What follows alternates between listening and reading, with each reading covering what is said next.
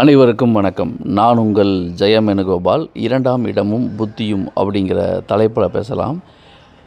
உங்கள் லக்னத்துக்கு 2ஆம் இடத்துல எந்த கிரகம் இருக்கிறதோ அல்லது 2ஆம் இடத்தை எந்த கிரகம் பார்க்கிறதோ 2ஆம் இட அதிபதியோடைய புத்தியோ ஒரு ஜாதகருக்கு நடக்கும் பொழுது அந்த 2ஆம் இடம் பாதிக்கப்படாமல் இருந்து 2ஆம் பாவ அதிபதியும் பாதிக்கப்படாமல் இருந்து 2ஆம் இடத்தை பார்க்கின்ற கிரகமும் பாதிக்கப்படாமல் இருக்கும் பொழுது ஜாதகருக்கு உண்மையிலேயே பணம் சார்ந்த விஷயங்கள், அதாவது குடும்பம், தனம், வாக்கு, இந்த 3 கான்செப்ட் இருக்குது.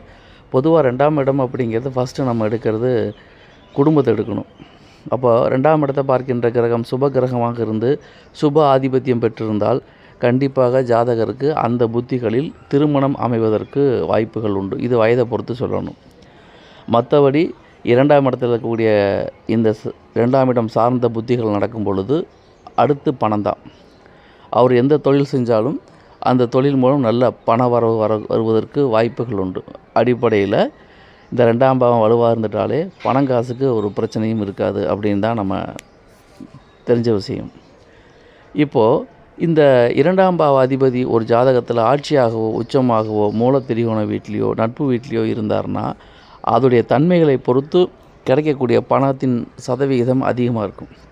உச்சமாக இருந்து ஒரு கிரகம் புத்தி நடத்தும் பொழுது அதிகமான பணமும், ஆட்சியாக இருக்கும்போது அதை விட குறைந்த பணமும், நட்பு வீட்டில் இருக்கும்போது அதை விட குறைந்த பணமும் கிடைக்கும். ஆக மொத்தத்தில் 2ஆம் அதிபதி வலுவை பொறுத்து தான் ஒரு ஜாதகருடைய பொருளாதார மேன்மை இருக்கிறது என்ற அடிப்படை உண்மைகளை நாம் மறந்துவிடக்கூடாது.